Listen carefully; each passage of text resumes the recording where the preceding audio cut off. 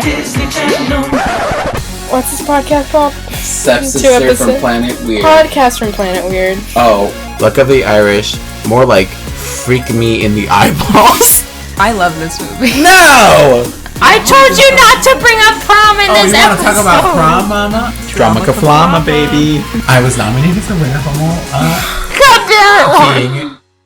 Hello, everybody. Are you ready to rock? That was my best crowd. Well, I think it was noise gated, so we didn't hear them.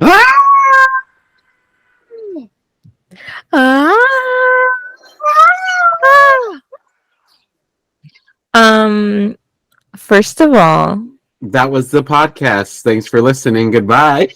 Okay, first of all, welcome to episode 302 of Podcast from Planet Weird. Hello. Woo, 302, you know what that means. Welcome to the 302.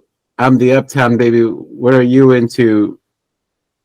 I don't think that was the number she was singing. Close enough. Pretty sure it was 212. Oh, fuck. I should have done it on the 212th episode, damn it. I think you mentioned it on that one. Rewind the tapes. Can tell us. We are here. We are virtual yet again because it's June. It's Arizona. And girlies, do you know what that's like? I saw the other day someone posting 80 degrees. Oh my God. And I said, 80 degrees? Respectfully to those people, respectfully, with peace and love, go fuck yourself. From the depths of my heart, I love you so much, but jump. I know that's hot for them. They're not used to it, probably. They're not from, here where 80 degrees is a blessing. Baby, it's a blessing. But God be a raindrop. We are still virtual because Juan's AC, it just isn't going to do it for me. Like, I'm not lying when I say I am mad at my family for lying to me and telling me that the AC was fixed. It was not. They lied. They lied. When did they say this? Weeks ago when I came back from, where did I go last time? Oh, right. Where was I gone? Sacramento, Ohio. Oh, that's right. When I came back from Ohio, they were like, the AC got fixed. And I said, oh my God, really? Why does my room still feel hot? By and who? They said, the Invisible Man. Exactly. Well, because when I was over there before we went to go see Haley Kiyoko, Lesbian Jesus, you and I were eating our Burger King in the dining room. And eventually I said, why is it so hot? And then I remembered that your guys' AC sucks, or sometimes it's just not on. And you were like, yeah, it's not on. And I was like, oh God. Yeah. Oh Lord. Yeah, that's something that my family likes to do in the summertime. Just like not have it on. And I get it, like saving money, saving energy and everything, but it's just not realistic here. It's just not realistic. Listen. Saving money is a fucking scam. It's a scam. It's a scam for you to lower your life, your well-being. Because it's fucking impossible to save money. I've tried it. I'm telling you, the way that I haven't been over $1,000 in at least a couple months is so sad. You can save money by not turning on your AC, but at what cost? Like, that's not worth it. That is not worth it. It is currently 97 degrees as we record. We're recording on Memorial Day, whatever that means. Memorize what? Memorize what? The history of rock? Exactly. I never remember because, I'm always like, oh, that's for veterans. But then what's Veterans Day? Is this just for anyone who's died? I don't know. And apologies. Apologies if you've had death. Apologies to everyone who's experienced that. It's 97 here, and that is the lowest it will get all summer. Kiss your asses goodbye, Arizona people. It's that meme of the worst day of your life so far. This is the Yeah. coolest summer of the coolest day of summers For the ever. rest of your life. Because exactly a week from today, it will be 102 degrees. Slay. Oh, Thursday it'll be 90. Oh! But no, we will not see under 90, and probably not even really under 99 again until a good September, maybe.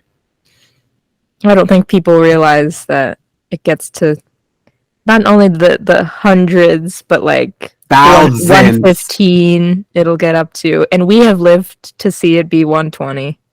So, and maybe not for much longer. and maybe the Earth is maxing out. But so if anyone ever wonders why we're mostly virtual right now, this that's is the why. only way that our body heat will not create a hellscape. Yeah. Hopefully sometime soon, like we can go back because we do love being in person and everything. And all I'm asking is for you, if you want to help out in this venture, you will join the Patreon at the $15 tier, so I can afford a swamp cooler. What's that? Isn't that what they're called? The AC units that hang outside people's windows? I don't know. Is that what they're called? Someone correct me. I might be wrong. I surely don't know. You can do that research, but I'm about to literally. I would rather see my entire family suffer than have me suffer. I'm at that point. I'm breaking. Mm-hmm. I'm shattering. I'm a fraction of a person I was 10 years ago. High school. Okay, love. Throwing it back because this is our second school-themed episode. Of recent. School's out. Our second school-themed one ever. Period. We've never done an episode about a school before. Also, so it is June now. Happy Pride Month. What? Hello. Is it really that happy? See, a fraction of a person. Oh, I'm gone again. Uh-oh, his camera died. But yeah, Pride Month. So we thought, who is a queer icon? Jack Black. Because every gay man wants to fuck him. And I feel like just everyone loves Jack Black as a person. Like, I feel like even like people we hate, right-wing people, I feel like even they love Jack Black. Who?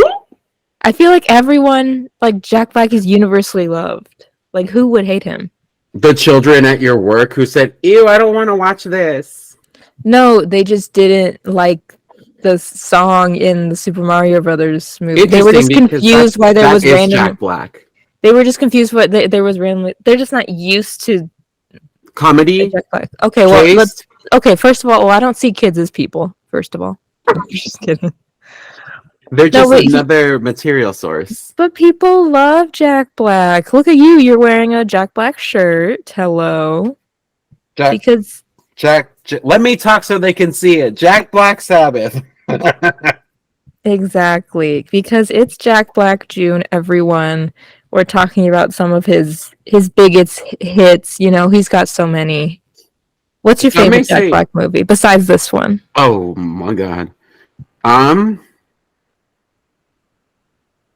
For $1, name another Jack Black movie. Well, we're doing 2 more this month. Little Nicky. Is he in that? No. Wait. Okay. I think so. I don't remember. He might be. Hold up. Let me check real fast. I know what you did I still know what you did last summer. Where he has dreadlocks. Where he's high all the time. Little Nicky. I mean, we love The Holiday. Oh, it has to be The Holiday. If it's not this, it has to be The fucking Holiday. Because I love him. He's not in Little Nicky. Oddly enough, you would think he would be, right? Even as like a little cameo. And you also love Nacho Libre. I'm surprised you didn't say that. I forgot that he's in that movie. Mm-hmm. I forget things, and maybe that's a sign of early onset dementia, and I'm scared of that. I'm scared of that. Nacho Libre, yeah, that's one. What did I just say? Oh my god, it's really bad. The Holiday is another one. Mm-hmm. I also want to say, I'm not a big Tenacious D fan, mostly because I've only ever seen it once. I've never seen it. Always wanted to. It's kind of cool. I think I just need to watch it again. I think Dead Ass Nacho Libre might be one of my favorites. I don't know. He's just. I just think he's attractive. Mm-hmm. Of course, there's also King Kong. King Dong, yes.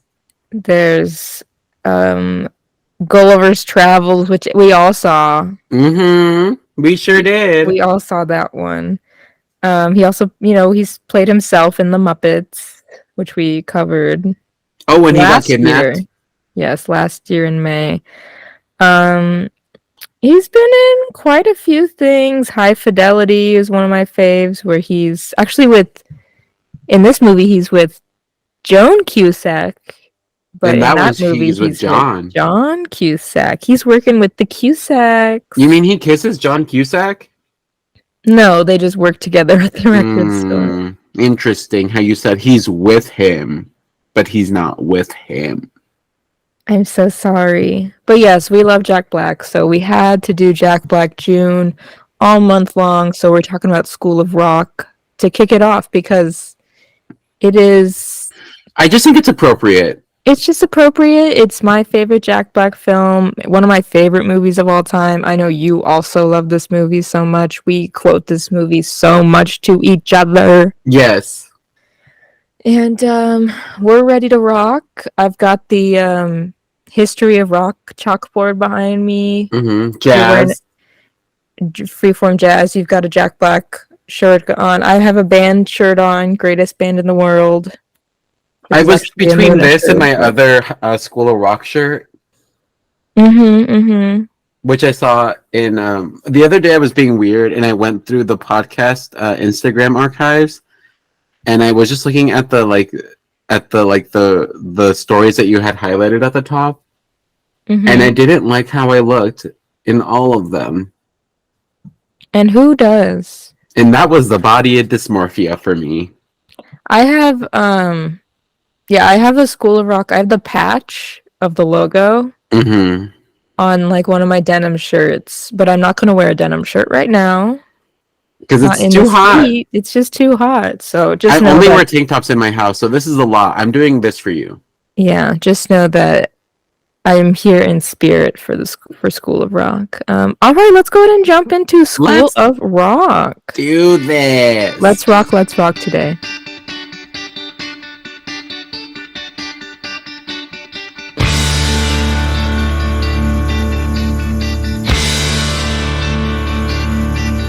School of Rock is a 2003 comedy film directed by Richard Linklater and written by Mike White. The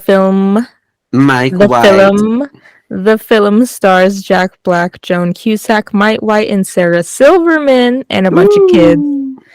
Jack Black plays struggling rock guitarist Dewey Finn, who is fired from his band and subsequently poses as a substitute teacher at a prestigious prep school. As we all do when we suffer with money problems. Who among us hasn't? Who among us hasn't faked an education degree to maybe pretend to teach some kids and touch some kids and make sure that they touch us? I'm pretty sure I've touched them. After witnessing the musical talent of the students, Dewey forms a band of fourth graders to attempt to win the upcoming Battle of the Bands and use his winnings to pay his rent because the legend of the rent was way past due. Oh, it was way past due. That is the lyric. I messed it up. Yeah. Wait, what's our... Because you're not hardcore unless you live hardcore. No, you're not hardcore. Wait, no, and then it goes, and the legend of the rent was way hardcore. Okay, so maybe we're both right. We can both be right. And it's not just you or me. It can be we.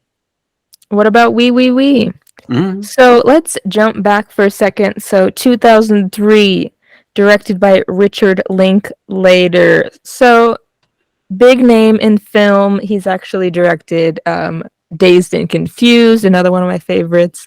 He's done the Before trilogy, Before Sunrise, Before Sunset, Before Midnight. The Land Before Time.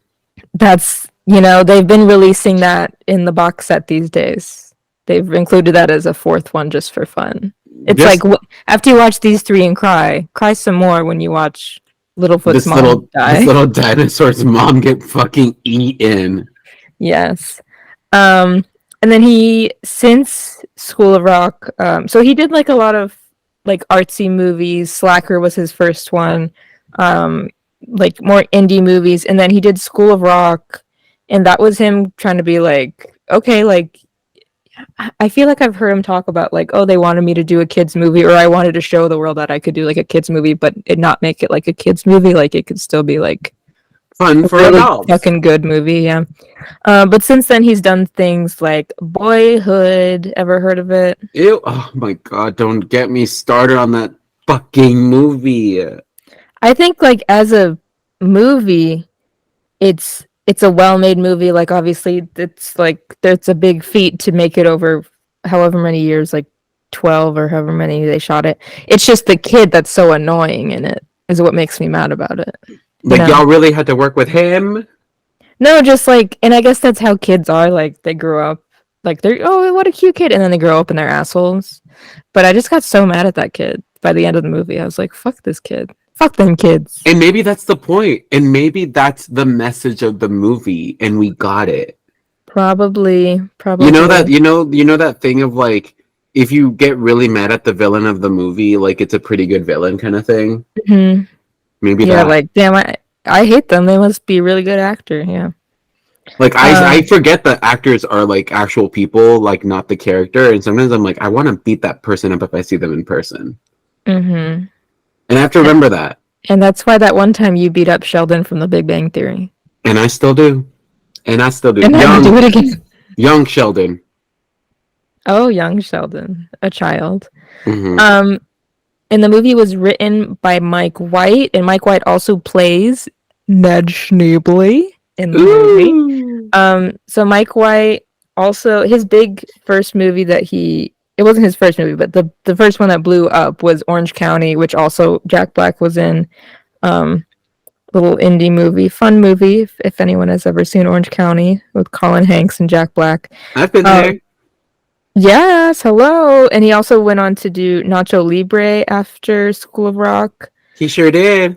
And in TV, he created the show Enlightened on HBO starring Laura Dern, who everyone loves. But people know him these days because he created The White Lotus, also on HBO. That show that I still have yet to see, but people freak the fuck out about. Mm-hmm. I saw Is the White Lotus the same as Seven? I'm so confused. There's so many weird little. Is the White Lotus the same as the Seven Rings? Seven Rings by Ariana Grande. Well, I was gonna say, is it the same as Seven? Is White Lotus? No, that's Seven Perfect Strangers. Is White Lotus the Jennifer Coolidge one? Yeah. Yeah. And what's the difference between what? White Lotus and Seven Perfect Strangers? Aren't they all? I've never heard of Seven Perfect Strangers. Aren't they all like in an island doing weird rich people shit? Well, I couldn't tell you because I don't know what Seven Perfect Strangers is. Interesting. It's supposed to be. I haven't seen season 2, which is in Italy, I think. But the first season was in Hawaii. It's supposed to be like, look at all these people with their white privilege, not realizing they have white privilege. Look at all these people that suck. Trying to be like a comment on society, but then at the same time, I'm like, okay, white privileged people watching it and they're like, oh my god, that's so funny. Well, that, but also like, okay, you guys went to Hawaii and filmed this when like at a time when people were saying like, don't come here. So, and like, how is this helping? Like, is this really helping? Like, I don't think it's Sarah, the TV doesn't need to make sense. It's here for entertainment. Anywho, this movie came out on October 3rd. It's October 3rd, 2003. The budget was $35 million. What do you think the box office was? Out of $35 million, the box office could only be so much, you know? So I'm going to say it made $56 million. Okay, and maybe double that because it was 131.3 million. Work. So I underestimated severely. I probably wouldn't have thought it made that much $3. too. I probably would have thought maybe like a 50 or maybe 70, but it made 131. Like, I know it's a big movie now, and like our generation very much loves it, but I don't know how many people saw it in the theater. Did you see it in the theater? I never went to a movie. Oh, you've never been. That's right, you've never been to a movie. I did see it in theater Ever.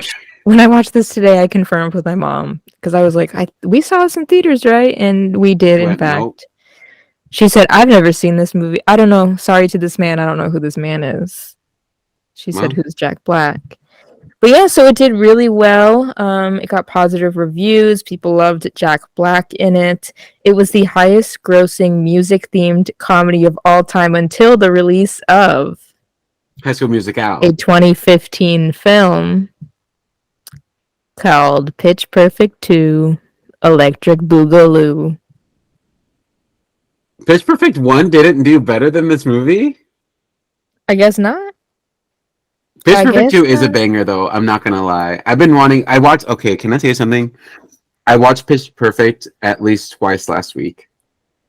Okay, love that for you. The first one made 115.4 million. Okay. I've only seen the first. When does Haley Steinfeld come in? Is that the second? The second one. Mm-hmm. Is that Flula? Is Flula in that one? That's what Flula is. Okay. I actually really like the third one a lot. Oh my god, we have the third one on DVD because my mom bought it for my grandma because my mom was like, oh, grandma's seen the second, so she'll want to see the third, and my grandma was like, I don't know what the fuck that is. And your mom was just like, okay. So here's the DVD for the third. And I've been like, well, I can't watch that until I see the second. But I've never seen the second. And now okay. Is it streaming? Like, where'd you watch? No, it's the second one doesn't stream anywhere. But the first one is. The first one is on Netflix. That's how they get you, because they want you to pay for the second. Where is the second one? I'll find out. Anyways, the movie did so well that they made a stage musical adaptation. Every movie and their mom gets an adaptation these days, am I right? Listen, we talked about Clueless and Romeo and Michelle. And if it's not adapting to the stage, it's the stage adapting to the movie. Yes. Why can't anyone just be original? What's her name in the fucking Harry Potter movie? Emma Stone? No, the one who you just like intimidated when you talk. If you can't control the bitch, then you can't control the pop. No, it's if there's something wrong with the bitch. Yes. Whatever her name is from Matilda. But yeah, so it was a musical and it was on Broadway. Mike White returned to write the musical. And music by Andrew Lloyd Webber. Andrew Lloyd Webber, who is a person who has made some things. You know, little things. No one really knows them, but little things. I mean, you can stream Pitch Perfect 2 on Freevee, TNT, TBS. More options. Oh, it's on Freevee? Yeah. Well, that's free, baby. You just have ads. Yeah, but I can't have Freevee on my television. Well, then get a new television. It's not my TV's fault that it's connected to a PS5. And watch it on your computer.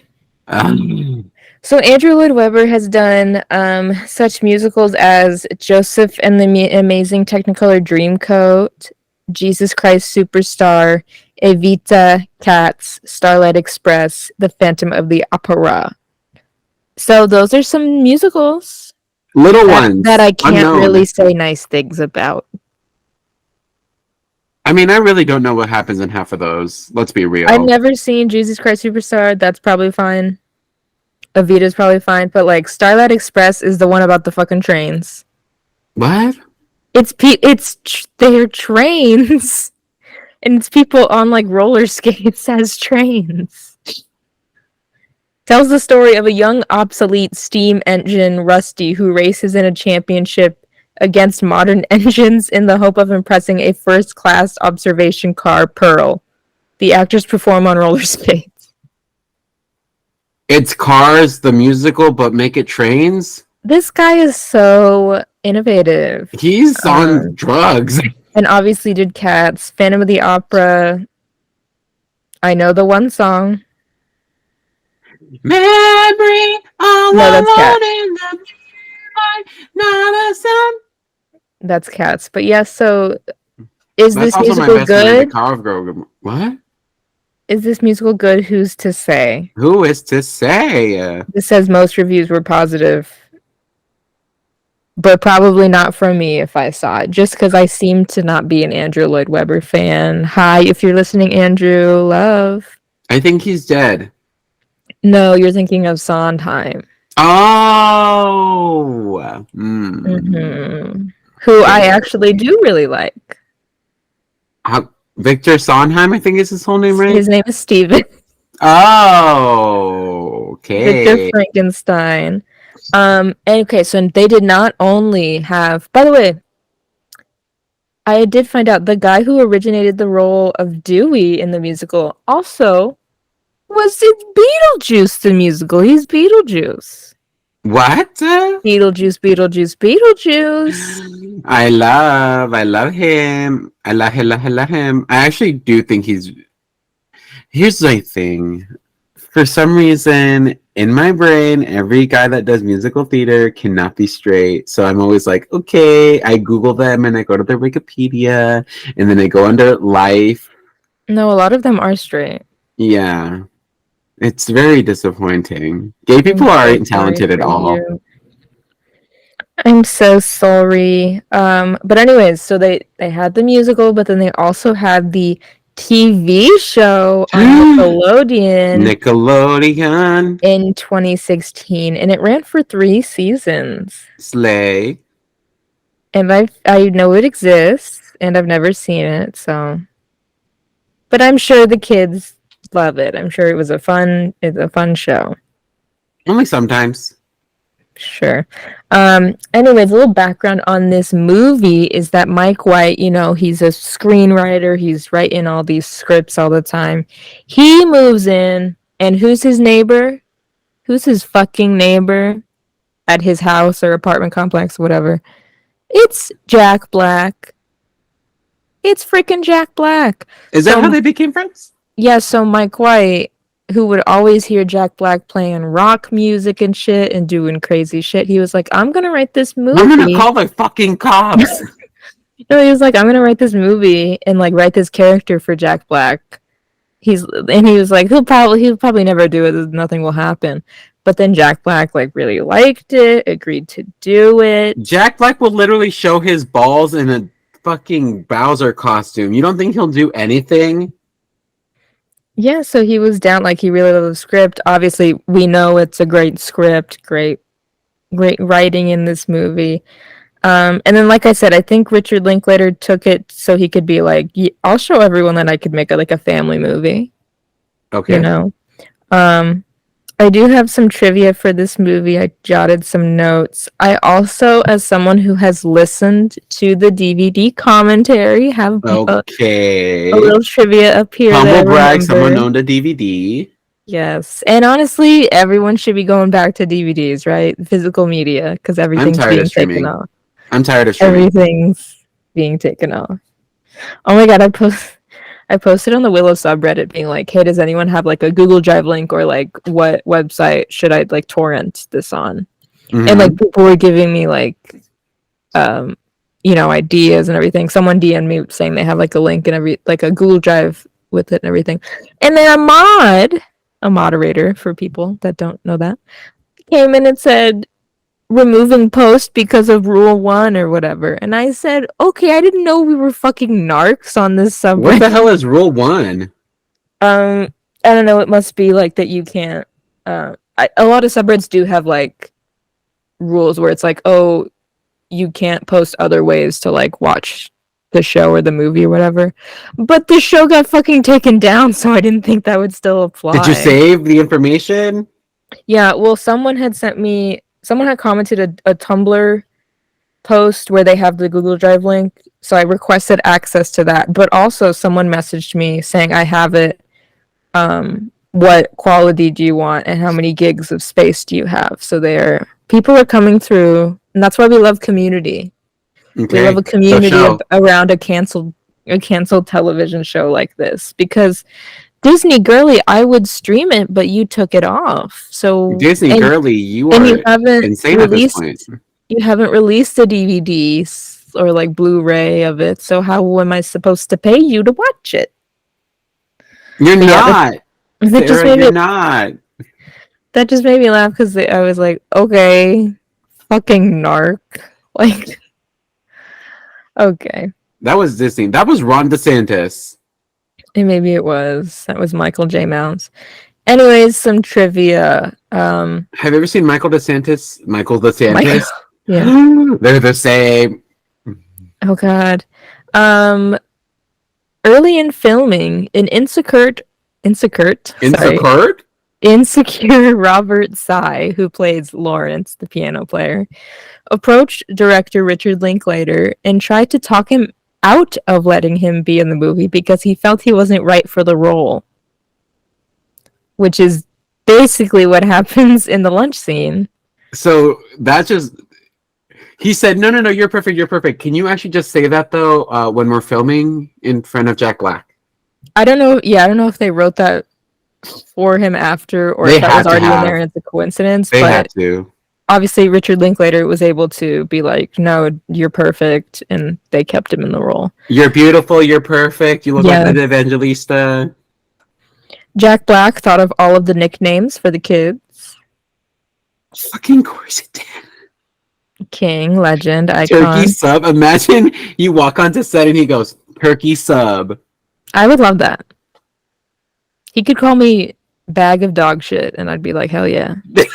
That's dog shit. You remember me? Oh my God. Yeah, well, like, incredible. Okay, what do you think mine would be? Fart? No. I don't know.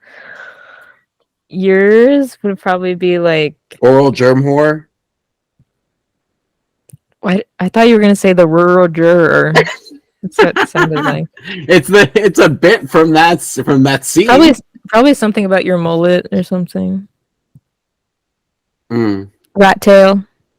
Ew. I would kick his ass right then. Little F slur. Oh, that's the one. All the kids really play their instruments, and the backup singers are real vocalists. Jack Black played guitar in the movie, but not when he does the guitar solos. That's not him. Does he not know how to play guitar? No, he does, but I mean, not maybe just the solos were too complicated. I don't know. And also, Richard Linklater only agreed to do the movie if all the kids played their instruments. He said, I don't want any of this behind the curtain bullshit where they're pretending to play. They better be able to play Greensleeves and fuck me up. Wait, did that mean that the kids that also played like random, like, you know, tuba, saxophone, I don't know about that, but like in the band, like Zach really plays guitar. Freddie, may he rest in peace, learned how to play the drums. Yes. And Miranda Cosgrove learned how to play the manager. And we know that Miranda Cosgrove can actually sing. And she can play the clarinet. We all love her cover of About You Now. Sure. Da, da, na, na, na, na, na. You're singing Iron Man from na, na, na, na, na, na, About You Now. It used to play on commercials. No. I don't know what you're singing. I don't know what you're talking about. It sounded original. It's a cover, but like I would say that's the version people know. Anyways, originally the screenplay called for Jack Black and Joan Cusack's characters to fall in love following their outing to the bar. And that never happened. And I'm so glad. And we'll talk about that. Anyways, Led Zeppelin is notoriously hesitant to allow their music to be licensed for commercial purposes. So Richard Linklater filmed a plea by actor Jack Black in front of 1,000 screaming fans, imploring the band to let the production use Immigrant Song in the movie. Why won't they let it worked? Do they not want to be sellouts? Is that like the fear? Probably. Are they like that hardcore? Are they afraid that the man is going to take their song and use it against them? Let me tell you something, Led Zeppelin. You know how many fucking marching bands in this country play? What's a Led Zeppelin song? Bah, bah, bah. That no, but da da da da da da da da. You know how many fucking football stadiums I've heard that in? For commercial purposes. What's a commercial? I think like just any TV movie or commercial, like they are. That's why you won't hear a ton of their music in movies. I've heard it in Iron Man. You're talking about the song Iron Man? No, they literally play da da don't da da don't. Oh, okay. Da da don't da da don't. I was gonna say that's a different don't. artist. Well, no, they've done it in some, but like they won't do it for anything. And I get not wanting it to be in like a fucking Nissan commercial, but like some stuff it really works. But how will I ever be convinced to buy a Nissan if I don't hear da da don't da da don't da da don't da da don't? Because Brie Larson is on commercials telling us to buy a Nissan. You're right. Anyways, so yeah, obviously it ended up in the movie Immigrant Song. And then actually when Robert Plant, Jimmy Page, and John Paul Jones of Led Zeppelin were getting their Kennedy Center honors, Jack Black introduced them. He did like the little speech introducing them. So there, bitches. Okay. Sense aggression. Katie was originally meant to have a solo during the end credits when they're playing It's a Long Way to the Top. But Jack Black forgot his line to give her the cue. So, bummer. I'd be so mad. But I'd be like, oh, it's Jack Black. I don't care. But when they did their 10-year reunion in Austin, where they did like a screening of the movie and then they played as the full band, they did have the bass solo there to make up for it. He said, Katie, what? He forgot. There was a lot going on. That was all one shot at the end. Like, that was a lot, you know? They improv'd. Yeah. This was the most random trivia fact on here. That was so random. Convicted murderer John Giuca appears as an extra in this movie. What? He pushes past Joan Cusack during a crowd scene. Now, I don't know who that is. What now? But I just think it's interesting that a convicted murderer is in there.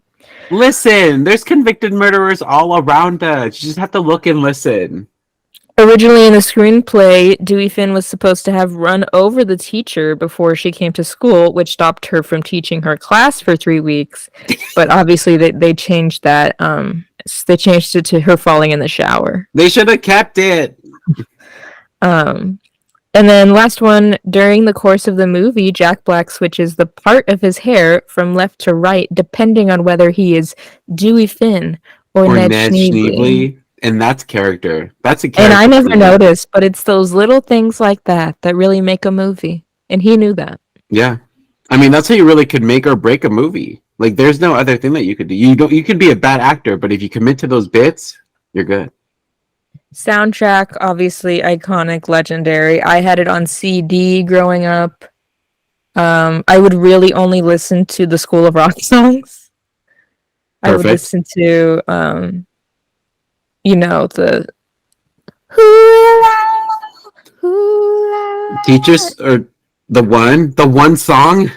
And then they had It's a Long Way to the Top on there as well. But then they had I feel like I would listen to Edge of 17 by Stevie Nicks sometimes. Like, I started out just listening to those songs, and eventually I would branch out and be like, I'll listen to Touch Me by The Doors, and then I would say, this isn't as good as when Jack Black did it in the movie, so I would skip it. And then eventually I would listen to like the Ramones song that they have in here, which I actually really love as a song now. But they also had some dialogue on the soundtrack, which was your head, your mind, and your brain speech, and the Pledge Allegiance to the band, and those who can't teach. They just had that line. Those who can't teach Jim. Yeah, they would have those little bits in there, which is fun. Interesting. And I now have it on vinyl. They pressed it for the first time, I think, which is fun.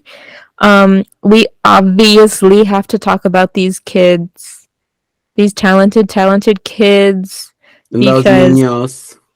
yes, this movie has Jack Black and Joan Cusack and Sarah Silverman, but we also have some kids. We have Miranda Cosgrove. This was her first movie. As Tuesday X. Because she was Tuesday X in that one show. Was But she on the X's? Yeah. Was she on the X's? Yeah, she was Tuesday. You're lying to me. No, because that's what I remember from the goddamn commercials. They would always be like Tuesday Amanda Cosgrove as Tuesday X. Amanda Cosgrove? Miranda Cosgrove. No, wasn't the girl from Grounded for Life Tuesday X? Or was there only one girl? Yes. It was the girl from Grounded for Life. No, it's not. Bitch, I'll fight you. I'm gonna Google up Tuesday X. Voicing Tuesday X for the Nickelodeon TV series The X's, Lindsay Bartleson, bitch. Interesting how you're lying. Interesting how the internet's lying. Does it come up when you Google it? No. Why did I think Miranda Cosgrove was Tuesday X? Why were you so adamant about that? In my brain, it only made sense. When that's just not at all what happened. Gosh. It can maybe be true. But yeah, it was her first movie, and then after that, we saw her on Drake and Josh, and then that was it for her. She just became a nobody, and nothing is She going kind on. of just fell out. She kind of fell off. So she is playing Summer, or Tinkerbell, as she is called, and she is the class factotum, and she is the band manager because she doesn't want to be a groupie. What the fuck is a factotum? Factotor. She says factotum. Jack Black says factotor. I know. Joey Gatos Jr. plays Zack Attack Mooneyham, who is the lead guitarist in the band. Slay. Yes, Kevin Clark, may he rest in peace, played Freddie Spazzy McGee Jones on the drums. Rivka Reyes played Katie Posh Spice on the bass. No last name, just Katie. And Rivka is now a queer icon, gender fluid, I believe. They them pronouns. Also, follows us. Very kind of them.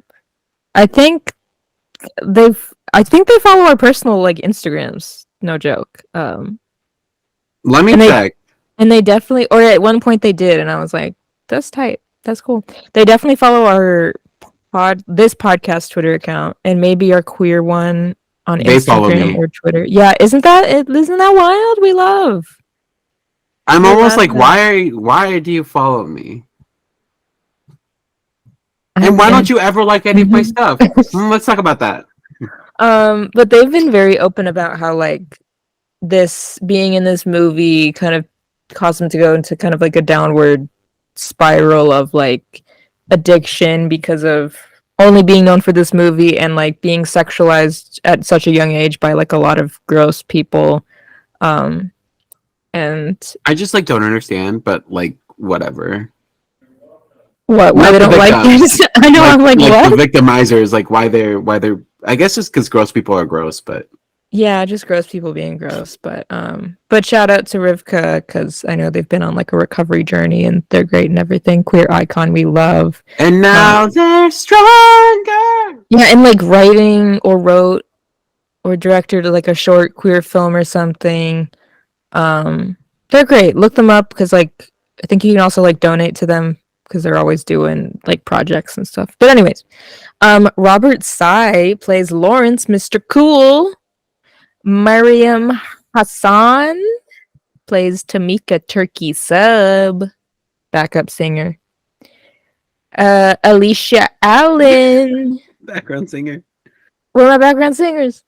Alicia Allen plays Alicia Braceface on the vocals. Caitlin Hale plays Marta Blondie, who does some vocals. Bet your bottom dollar. We That love. tomorrow. Brian Falduto plays Billy Fancy Pants, the band stylist, who is also a queer icon I was now. just gonna say gay. We love that. They're like a queer, I think like therapist or life coach or something. A But Theracoach. shout out He works at Theranos. ZZ Infante as Gordon Roadrunner. That was probably the coolest nickname. I'm not gonna That's lie. what I was gonna say, and it makes so much sense. Well, I guess they're like a roadie because they're doing the light shit, so that made sense. James Hosey as Marco Carrot Top. Marco. I liked him. He was a cool kid. He was cool. Angelo Masagli as Frankie Tough Guy. And it's fun to note that the guy who plays Frankie, Angelo, and the woman who plays Kate, or who played Marta, Blondie, Are together Caitlin now. Hale. Yes, they're together in real life. We love a little love story coming from this film. Cole Hawkins plays Leonard Shortstop, who's security. He's the one with the saddest line in the movie. You mean we're not in the band? We're not in the band. And when he says they're demerits. They gave him the I also saddest like when he goes, what does he say? Puff Daddy. Puff Daddy. Wrong. Cole, oh no, I just said him. Jordan Claire Green plays Michelle, one of the groupies, and Veronica Afflerbach plays Elaney, who is the other groupie. Those are the children, and we just have to give a shout out to them. And For I think surviving. for surviving, and they seem to all be well connected. It's not like any of them like hate each other, which seems very nice. They're all doing well. Yes. Well, I mean, we lost Freddie Jones. He's May he doing rest well. in peace. I know the guy who played Zach was dealing with some like alcohol issues, but he's still around. Hopefully, he's doing better. By the way, to all my Rent fans, Adam Pascal plays Theo, the vocalist of No Vacancy, the band that Dewey is kicked out of. So, Rent heads, we know Adam Pascal because he was in, It's your fucking time. I believe he originated the role of Roger on Broadway, and then he's in the movie version as well. I'm hungry. What? That's what he sings when he's in No Vacancy. Oh, okay. And I will survive on you. Feel my heartstrings from When I was little, like I thought that it was a real band because they're on the soundtrack too, and so I just assumed they were a real band. They're real. I was like, who the hell is No Vacancy? But that's also funny because Sarah Silverman is also in Rent, so As just who? some fun. She's the woman that like Mark goes to. They were like gonna do a film together or something. Sure. I haven't seen it in a while. I just know in the song he goes, Alexi, look, call me a hypocrite. I need to finish my own film. I quit dying in America. Everyone sing with me at the end. So School of Rock starts out with the opening credits, which I really love that they're like stickers and like stamps at the It's club. like a and really everything. creative way to do an opening It's kooky. credit crawl.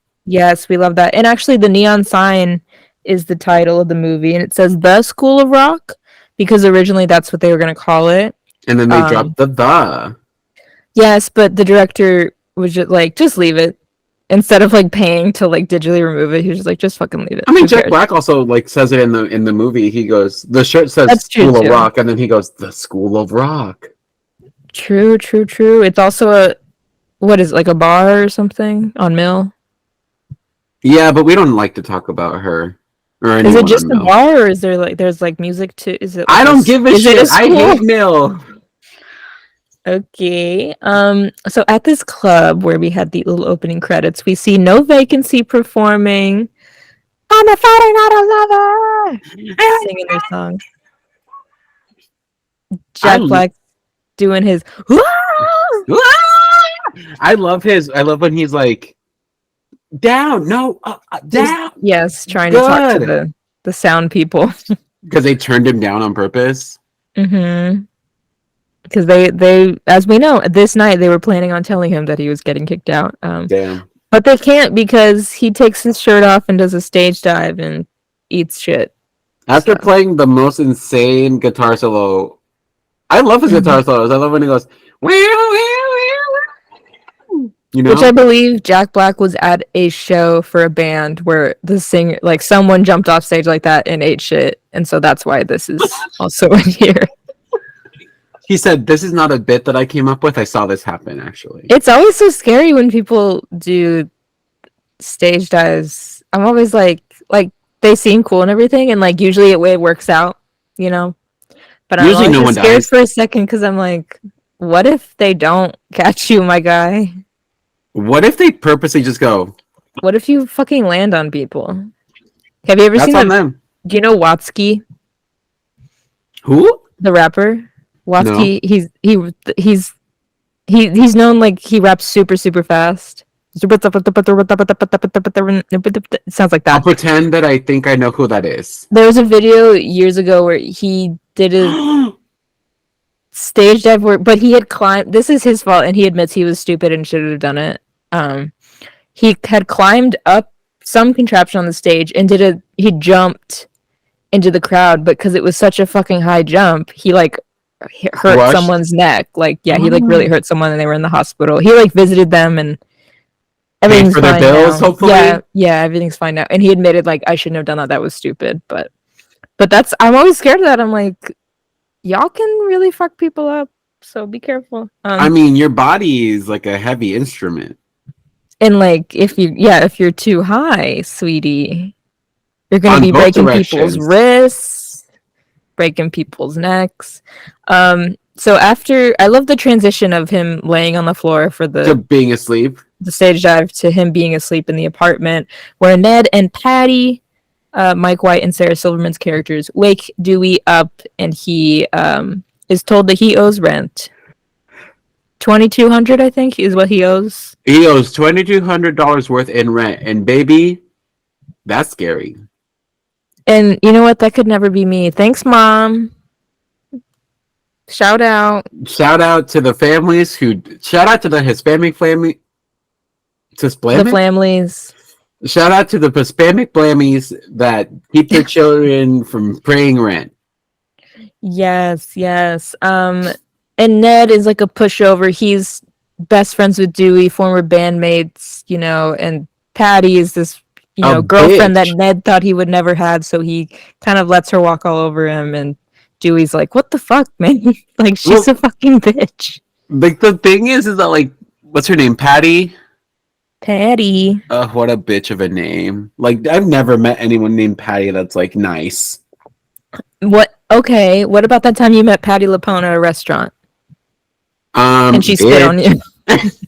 She called me the F-slur and laughed. And what about when you met Patti LaBelle and she was yelling at you because you were supposed to be her background singer? Where's my background? No, I was the cue card boy. You didn't show up. I was on the cue cards. Next cue card, honey. Next cue card. Of course. Next You were card, too honey. slow. I was too slow. You had the wrong lyrics on They were card. in the wrong fucking spot. Oh my god. But she's like, I hate her too. Like, why would you ever like she's like, why do you let people walk all over you, Ned? Meanwhile, she's doing it. This was the first thing I ever saw Sarah Silverman in, and I remember being like, I hate her just from this movie. But then, yeah, like I later on like saw like, oh, she's in other things, and she's not this. This is a character. I said, oh my god, acting. So that was your you moment. Yes, we didn't talk about her history. What's your history? So you did not see this in theaters because you've never seen it. I rented it when I was younger from the local Blockbuster. Mm-hmm. Shout out. And I remember because I had the DVD, and I also watched like some behind the scenes videos. There's a part in it where Jack Black runs fully naked out of bed and into the shower, and I remember going, I hope this doesn't awaken something within me. What is this? What is this feeling so sudden and new? Mm-hmm. Very that. Okay. Well, according to my mother, we did see it in theaters. This was probably my first Jack Black movie as well. It's probably like, who is this guy? Um, but and then obviously I loved it. I just love it. We all should love it. It's so good. Anyways, I'm glad you got to experience this in. Yeah. Thank you. That was probably too. wasn't invented yet. In Dolby Digital surround sound. I do love the line of Dewey saying, "Would you sell Picasso? Would you tell Picasso? Would you sell Picasso some paintbrushes?" No, would you tell Picasso to sell his guitars? And then she goes, "Oh my God, Ned, he's an idiot." Mm-hmm. That's also one of my favorite lines. Is the way she goes, "He's an idiot." Mm-hmm. So Dewey says that he will come up with the money for Ned because Ned is like, I might never get another girlfriend. Do this for me, please. Why does she care? She's just annoying. She's painting it as like, oh, Ned, you're letting people walk all over you. But if he truly doesn't care, then like, why does it matter? Yeah. I think it's just that because did she live there too? Are we supposed to? Oh. That's what I was trying to figure out. I was like, if she lives there, like, I get it. She doesn't live there But at yeah, all. I don't think she does live there. Well, then she needs to just stay out of it. Like, She if you needs don't to want to mind see her Dewey, fucking don't go business. to Ned's fucking house. There we go. You know? Okay. Well, anyways. Dewey goes to band practice with no vacancy where they fire him. They say, you're out. And he goes, read between the lines, man. Read between the lines. And I always went, what the fuck does that mean? Same. I did not know what this meant. But I would always quote that line of read between the lines, Theo. Read between the lines. My ass was like, it doesn't even really make sense now because, like, if you do it, your middle finger is still this one. These are the lines, and you read between them to get to this one. But I do love his little, when he kicks the cymbal and does like a karate stance. Yeah. Love that. So he's saying he's going to, get his own band for Battle of the Bands and they'll beat them. And Spider is their new replacement. His name is Spider. Spider. The guy who wears the weirdest outfit at the end. Yes, we later see him at the competition wearing the no torso leather jacket sleeves with a tattoo that says sex right above his belly button where he's hitting on Joan Cusack. Are you warm? Are you warm? You're so hot. You're warm? We have Dewey answering a phone call that was meant for Ned Schneebly. It's Principal Mullins. Joan Cusack calling. They're looking for a temp. They're looking for a substitute teacher, which, by the way, Ned said that Dewey couldn't last one day as a sub. As a sub sandwich. I mean, neither could I. Between two pieces of bread? But then he goes, how much is the gig? And she goes, what? And he goes, what's the pay? And she goes, sir, we pay our subs $650 a week. And I went, a week? Mm-hmm. Did the math? And that's when he does the I love the I wish I had, oh, hold up. Maybe no, it'll get noise good. I have a hamburger phone. The rubbing of the everything. I know, the rubbing is what makes it like, obviously the twisting the cord and everything, but I just love the rubbing of the phone. Yeah. Hi, hello, this is Ned Schneebly. He would essentially be making $260 or $2,600 a month. Mm-hmm. Times that by 12. How much is that? Just to be a sub at this one school. Well, he's only there for a few weeks. No. But there are some substitutes that I swear to God are like commissioned by like being a substitute is hard. That's why I'm not one. 3,000. You can almost get like a good chunk of change. You know who you should ask? 3,000. Who might be listening right now and is a sub? Jared. Natalie Hernandez. Listen, girl. I do believe Natalie. You don't have to say this on a public forum, or maybe you should. You know what? Make it public knowledge. How much do you, as a substitute, make a year?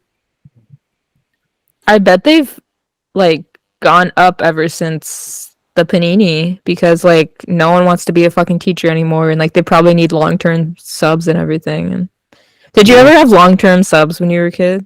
Yeah, I hated them. Yeah. Not even long term, but like there were subs. I've told you my substitute stories of the one that told me to read the Bible, and Jesus. I've told you. Maybe. Yeah, we had a sub that would always sub at our school, which is why I'm like, are these people contracted to like certain schools? But one day he like wrote a Bible verse on the board for some fucking reason. He's like, because it was English class, and he goes, "Does anybody know where this is from?" And I go, "No." Well, he like picked people. He was like, "You, do you know?" I'm like, "No." What is that? He's like, "It's from the Bible." And I go, "I've never read the Bible." He goes, "Well, you should." Well, you should, because you're fucking gay, and I can see that just from looking at you, motherfucker. And I blacked out. What the hell? Yeah. Did you have him like for like weeks or like months? No, but I would see him in other classrooms. Like he would just fucking be in another fucking classroom later. Yeah, so I would never escape.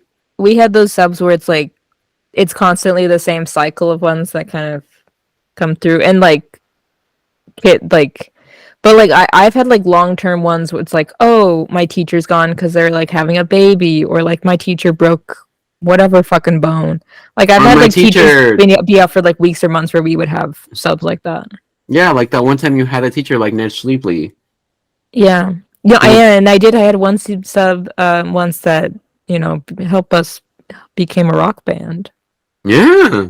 Just and like, that's when you learned the saxophone. And that's what the script was based on. Mike White came to me and said, "What happened in your third grade class?" And I'll tell you. We watched Hey Arnold.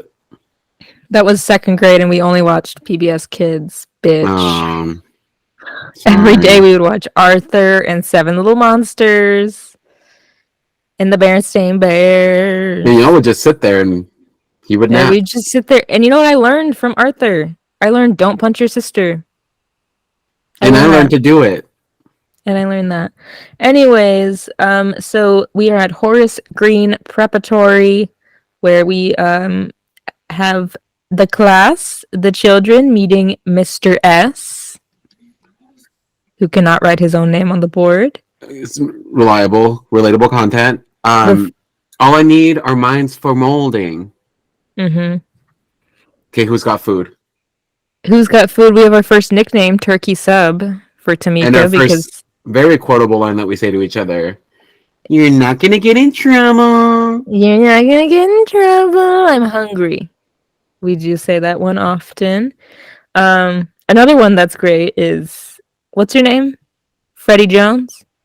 Shut up. Great. Also, I love when he goes, "I'm hungover, okay?" And he goes, "Does anybody know what that means?" And then I love that when Freddie's like, "That means you're an alcoholic." Wrong. Just wrong. Well, I mean, I wrote it. I was like, actually, I feel like it'd be way worse if you come drunk. I feel like a lot of people show up to work hungover. Mm-hmm. And that's why my class was watching Arthur and Seven Little Monsters and the Berenstain Bears. It's because maybe my teacher was always drunk or hungover, and maybe one time he fell asleep in class, and maybe that's why we had a long-term substitute teacher. Shout out Miss Argos. She slayed. She taught me how to read finally. She slayed. We love her. She was so nice. Yeah, also when Summer is like introducing herself as like the factotum and everything, and when he's like, "Oh, no grades, no nothing," and then she says, "But Mr. S," and she does her hand motion. But Mr. S. Did you ever see the video? It wasn't like, I don't think it was like a Vine, and I don't think it went like super viral. I somehow found it like, I think on Twitter, but it was filmed at ASU, like at the Hossie dorms. What? There was someone who filmed a video of them going, "But Mr. S," doing the hand motion in different locations. And I knew it was the Hossie dorms because one was them from the, like, someone filming from downstairs outside up to the Hossie window of them going, "But Mr. S." I never saw that. I'll see if I can. I don't know how I found it, but I'm glad I did. I'll see if I can find it again. It was several years ago. But what about our gold stars? What about our gold stars? What are these little black dots? And I said Demerits. braces. Demerits, and he rips it up. What kind of sick place is this? Freddie, who had like fucking 5 of those. Mm-hmm. Damn. We see the little girl being screamed at. Not screamed at, but she's screaming because You she's need to being be yelled at oh by my the John principal. Cusack is yelling at that guy. Do you want to Oh, hug? good, I'll swear. Well, that's okay, Emily. You can go. Poor Emily. Runs out. And then back at home, we have the photo of Maggot Death, Ned and Dewey's old band. You used to be the cross-dressing, blood-sucking, cum-eating monster, whatever he calls him. Mm-hmm. Yes. And in the photo, the third person in there is the director, Richard Linklater. Just a fun fact. Wow. Just a little fun fact. But so Dewey says that he is temping, so he's going to get the money. I'm not a temp. Mm-hmm. Soon I'll be a certified teacher. On the second day of class, Dewey gives his speech about The Man, the song by the Killers. I'm the man. This is after Freddie goes, I don't know, burn stuff. And he goes, What do you like guys like to do? Burn stuff, little pyro kid. Yeah, I like to learn from my teacher. She accept that. But we get some tidbit that these kids have to pay $15,000 a year. That's more than most college tuitions. Yeah, I'm like, Or honestly, actually might be on target at this point. I have no idea how much it costs. Honestly, like, it makes more sense to have kids go to a regular school and then go to like an art school for $1,500 or something, not for a regular ass school. High academics, Sarah. If All these kids are going to go to Ivy League. $1,500, my kid better come out of there an award-winning ceramicist. Is that a word? Yes. Okay, you better become an award-winning ceramicist. I wish my parents would have sent me to like a private art school. That would have been nice. Mm-hmm. Is that what you want? That or Let me tell you, you'll never get it. Not now. I'm 30. Basically. Yes, but the speech about the man. They kidnapped Shamu. They put her in the chlorine tank. Yeah. The man ruined the ozone, is burning down the Amazon, and kidnapped Shamu and put her in a chlorine tank. But oh no, the man had to ruin that too with the little thing called MTV. Yes. He gets fucking mad. The principal walks in and says it's time for music class. So the kids go there, and Dewey sees them and sees that they are so talented. He said, "What is this?" He does that eyebrow wiggle. I am still like profoundly impressed by that thing. I love when Lawrence is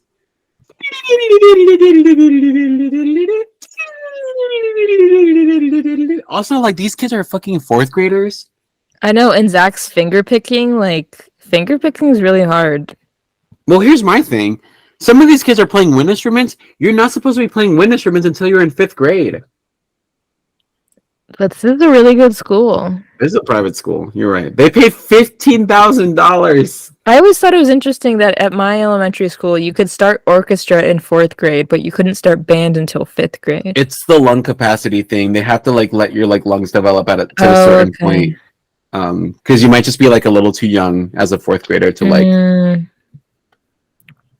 Well, I think at our old school in Scottsdale, I think my brother started band in 4th grade. Oh fuck! That's me. I think they just didn't care. They said, "Fuck these kids' lungs. If they want to play, they'll play." You want to play French horn, bitch? Even if you end up in the hospital, fine. That's your right. That's on you. Support the arts. So Dewey grabs his guitars from his van and he says, "You guys can really play. Why didn't anybody tell me?" He's mad. And he has Zach play some guitar for him. They're playing Iron Man and Smoke on the Water, Highway to Hell. Cute. Those are songs. Smoke on the Water was... one of the first songs I learned on guitar, so it makes sense. Baby, you're smoking the water. Yes, that's it. That's the same. Yeah, Lawrence on the keys playing "Touch Me, Baby." Fa-da, fa-da. Can't you see? And then he goes, Crack-a-ca-cow. "Rakakakao." And then he goes, "That's a G. Now let your fingers do the walking." Doom, doom, doom, doom, doom, doom, doom. He goes, "Excellent." Katie on the bass. Like, Katie, wow, you're doing such work. You're doing And that's the so bass. much. And let's be real, that's most bass lines. Bass lines can be cool. That's always the joke, is that like the bass, it's the easiest instrument. It And might like, be. sure it is, but it's also really important because that's the rhythm You said, and you know what? They're not wrong about it. So with the drums and the bass. If you don't have that, what are you gonna do? You know. a saxophone Anyways, quartet, and then they all jam and play "Smoke on the Water" together. and everyone's like, "What the fuck are we doing? What did we Mhm. do?" Because he says this is our new class project, rock band. And I love when Summer says, "Will other schools be competing?" And he says, "You could say that. You could say that."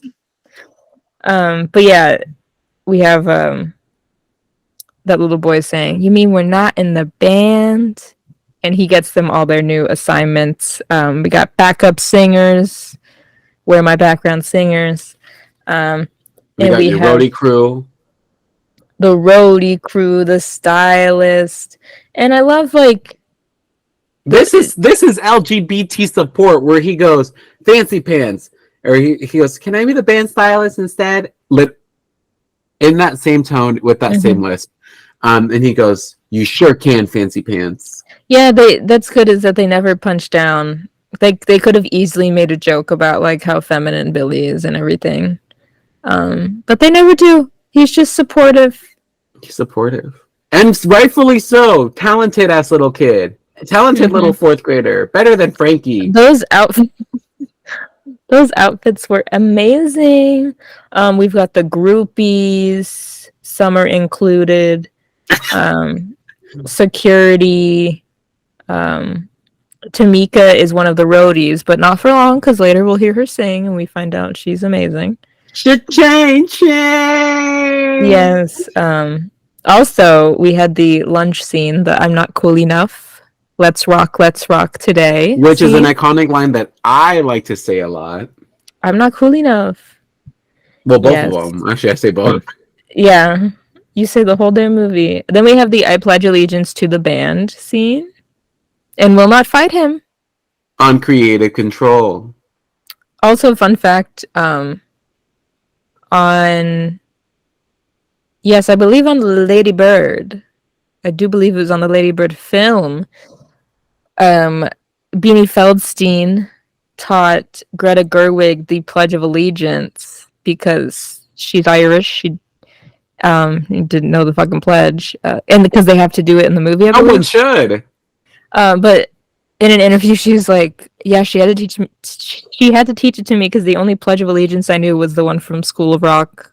I pledge allegiance to Mr. Schneebly." So love her, love that. Anyways, the next day we have Summer doing her face. From Which- classic Miranda Cosgrove. I believe the director had to tell her, like, just make a face like this so you can show you're really angry. And she said, She did it. I did it all the looked way up over what there. groupies are. They're sluts. They sleep with the band. Yes, so Dewey makes her the band manager. And then later she's taking class attendance because she wants to assert that, you know, that power she now has. I love when him Jack pushing Black her. goes, if you grade grub again, I'll send you back to the first grade. But I love him pushing her, saying, "Yeah, we're all here." Like, he did push a child. good. He's like, She flew. she had to like get her bearings for a second. She was like, "What?" And then they talk about their influences: Christina Aguilera, Puff Daddy, Liza Minnelli. I just love Puff Daddy. Wrong. Puff Daddy, Liza Minnelli. What's wrong with you kids? They've never heard of the classics. They've never heard of Zeppelin or Sabbath or AC/DC. They're also children. Yeah, Yeah. Also, did you know AC/DC is Australian? Oh no. Okay, but like I only learned that like a couple months ago, so for 28 years I've thought they were British. I thought they were American. I thought they were lesbian. That like blew my mind. I was like, Australian? Like I've never heard them Alright. talk, but I just assumed like most of the big rock bands they came from Britain. Because they were all so Australia. mad at the Queen, innit? They were They also were mad mad. at the bangers and mash they were eating because the food was so bad. I've never Are you been in the there. cast of Matilda? I've never been there. I've just heard everyone says their food is bad. Why the fuck was that good? That was a good And so accent. you think you're able. Just avoid this mess by Being being a prince of or being. princess. Anyways, Should we recreate that whole movie? Dewey comes up with a new schedule of rock history, rock appreciation, and theory so that these kids can learn They're actually everything that's learning. on this board. No, they're learning so much.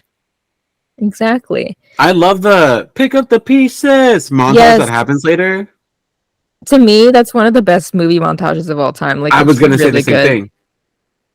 And we'll get there. We'll get there. First we have Dewey singing his song because they're like, okay, let's hear it if we're gonna perform this song. In the end of time, there was a man who knew the way. Something was written on the stone, I think. Chimes, Freddie. But in his heart, he knew the artist must be true. But the legend of the wren was way past due. Wife, have you ever seen that? That was a Vine. That was a Vine, right? Yeah, it was. Yeah, where they played, it's just band room shenanigans. Dumb bullshit. Some dumb idiot in the band room put all the drums together and played a bunch of drums. Anyways, at lunch we have Dewey asking Principal Mullins about doing a field trip so Well, the this kids is can go this learn. This is after the girls come like, we thought of a name for the band. Cake rectum? Yes. That threw me. That's the first time that I think I've ever actually caught that line. And so I was like, what the fuck? They didn't say anything wrong. No, I love how And he goes, it's a science thing. Miss Mullins was like, what? Excuse me? Yeah. And she says they don't really do that. There's security things and you're just a sub, so why the fuck would you do a field trip? And then we have him meeting the teachers and he's Tell quoting, us, what's your favorite test? he's like, I don't really believe in them, and he says, I believe that children are the future, and he's quoting the greatest love of all by Whitney Houston, the song. And they go, I think, isn't that a song? And he goes, No. I don't think so. No. Then we have band practice where we have the power stance being taught to Zach. We're getting him to loosen up a little bit, raise his goblet of rock.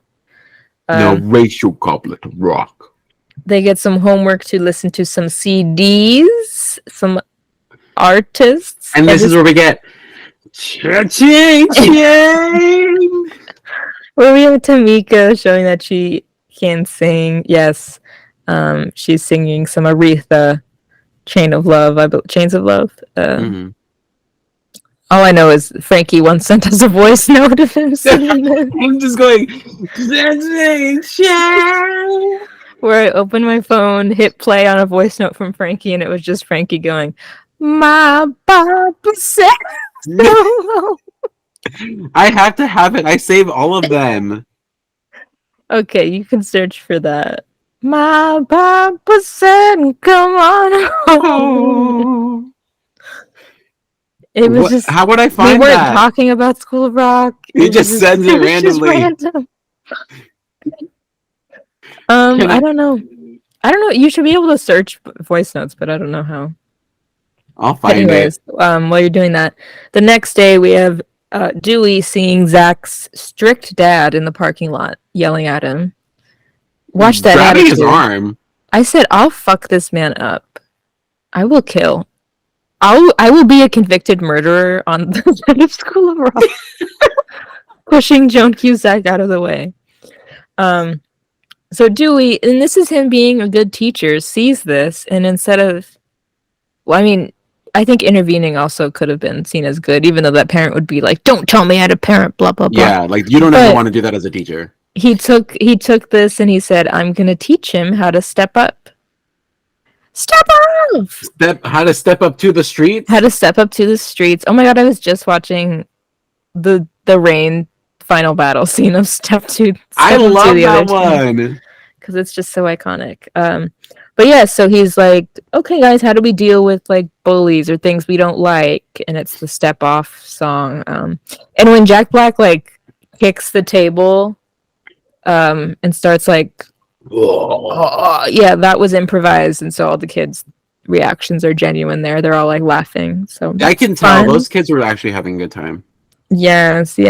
Also, one of two iconic lines in the Step Off scene are when Lawrence says, you're a fat loser and you have body odor.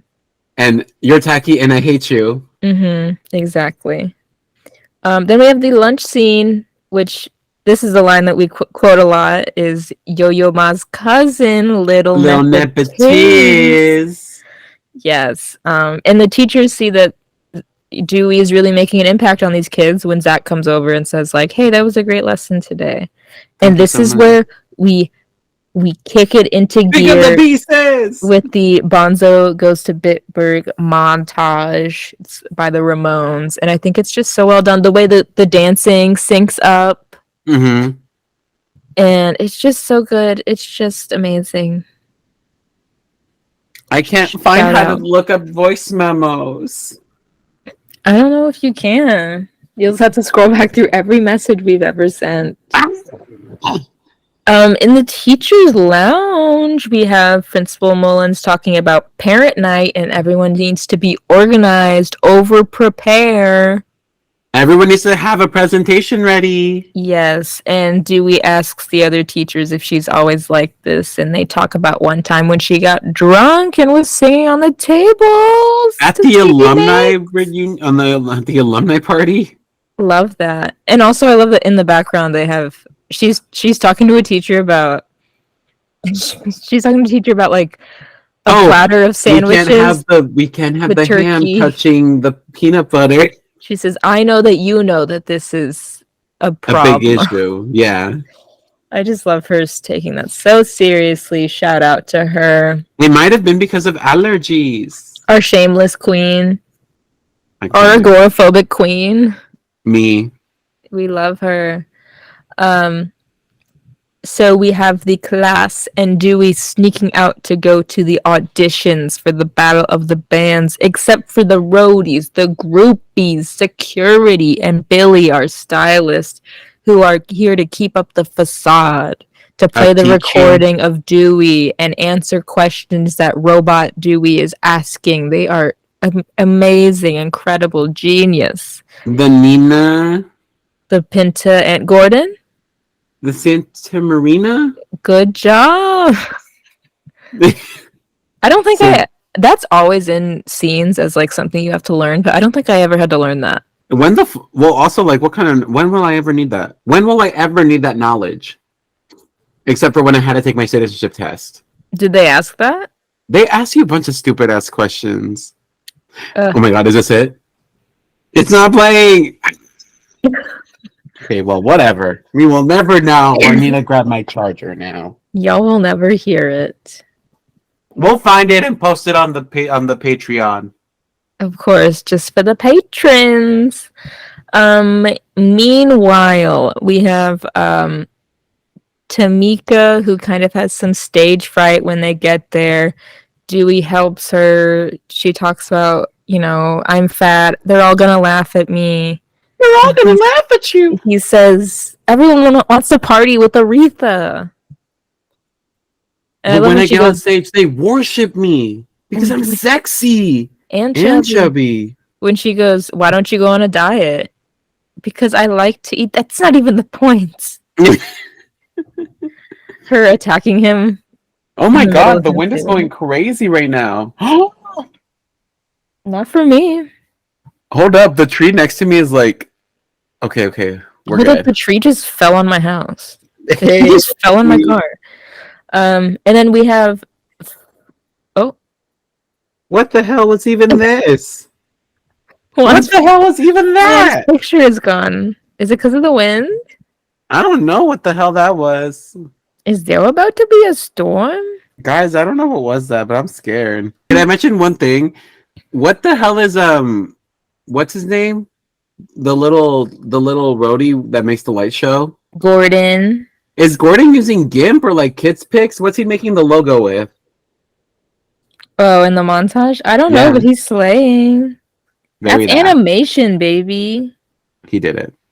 He's like the most impressive to me. Him and Fancy Pants are probably the most impressive to me. I love at the end that he like gets his moment where like Dewey like thanks him directly. Mm-hmm. Because it's like, you slayed. That was a slay. That was no flop. You said you just made it up on the spot. You did it. We have Freddie in a van. I love that Summer just goes, Freddie took off with some guys who invited him to their van. He's like, Dewey's like, come on, you guys. Like, are you fucking kidding me? Yes. And These are the time, dumbest, smartest fourth graders we have ever met. Yes. Dewey finds Freddie in the van with the guys smoking and drinking. And I love when he yells at them and he's pointing at him. He touches his face slowly. That one guy. Yeah. Love that. And he's yelling at Freddie saying, you're fucking stupid. You fucking stupid bitch. You think being a rock star is about getting loaded up? Mm-hmm. I was like, damn, okay. Maybe the I wrong was- kids to yell this at. Send a note home to your mother. So they are ready to audition. The guy says there's no more auditions.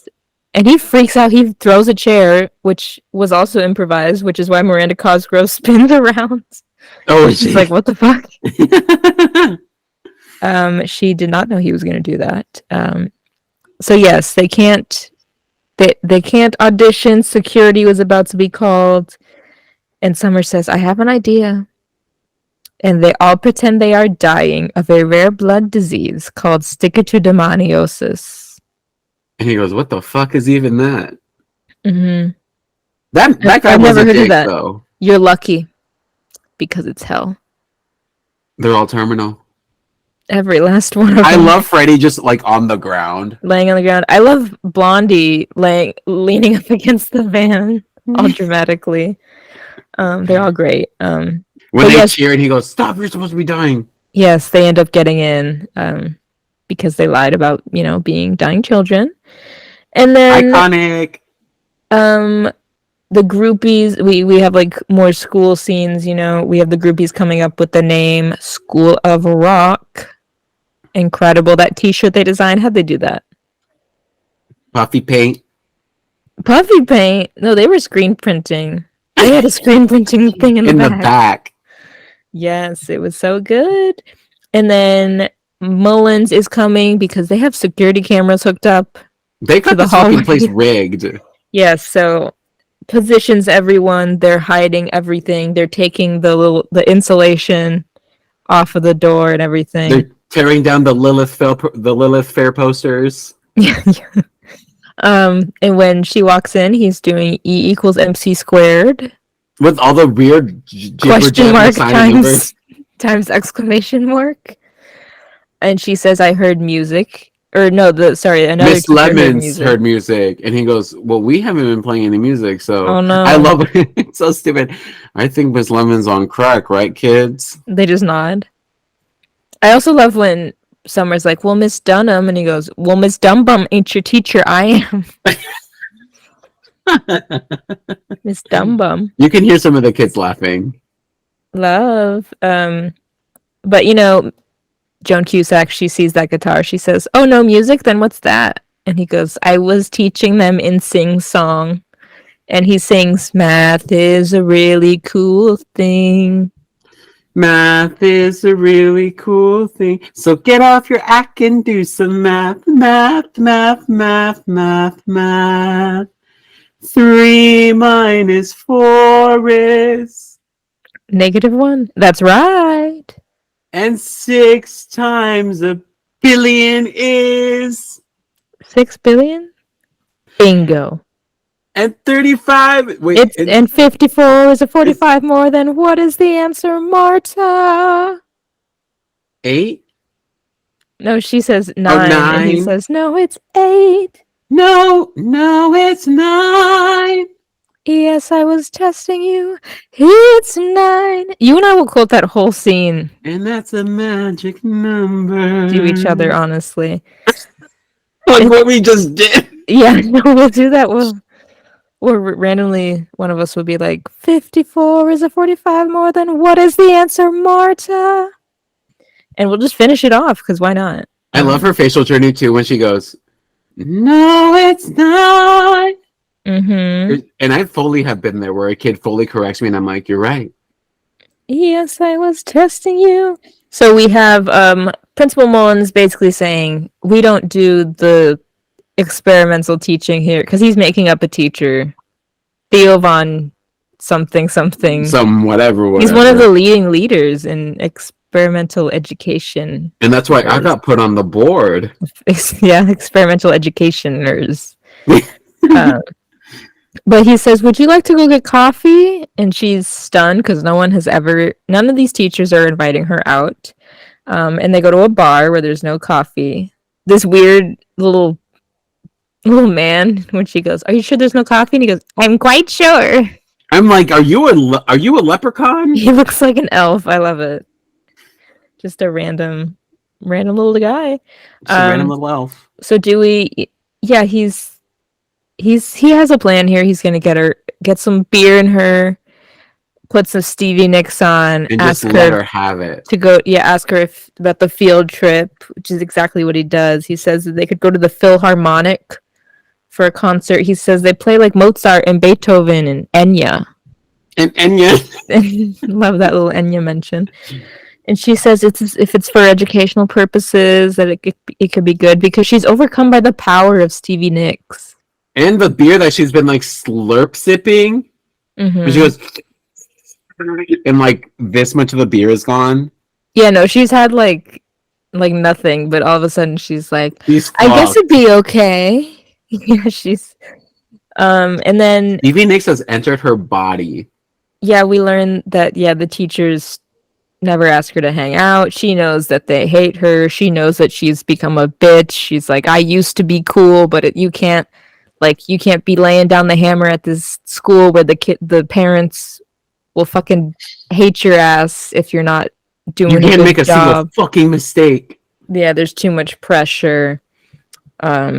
And then another trip to the classroom, another scene in there. We have Billy's designs where they're glitter, they're glam, and they're fabulous. And he says, because Dewey says it's not the right style. I think it just might be a little too distracting. He goes, they can wear their school uniforms for all I care. And Dewey says it's not a bad idea. And then joking. They go and learn Zach's song because Zach apparently has written this song and it's actually really good. And so they're like, we're going to learn it as a band. And sounding good. We got the ooh. Can we get some ooh la las in the chorus? Mm-hmm. And then tomorrow is the big day. He's like, tomorrow's the big day. Don't get drunk. Don't get fucked up on tequila tonight. Like, you guys need to be ready, prepared. And he runs into Principal Mullins, who he's like, oh, I just wanted to remind you about the field trip tomorrow. And she's, because she was so drunk, she doesn't remember it. And she's nervous about parents' night tonight. And she asks if they could go together tonight. And he says, I wasn't really planning on going. It's parents' night. Oh, what a night. I just love her reaction of, but you have to go. You have to be there. You're the teacher. You have to give the presentation. You have to give the presentation. He's just freaking out. He's like, oh, no, yeah, I got that. So he's going to have to give a presentation tonight. But before everything starts to go downhill, everything is starting to unravel. This is where we see him getting ready for the parents' night at home, and Ned gets a check from the school and starts to call them to be like, hey, I didn't teach here. Like, what's this check from?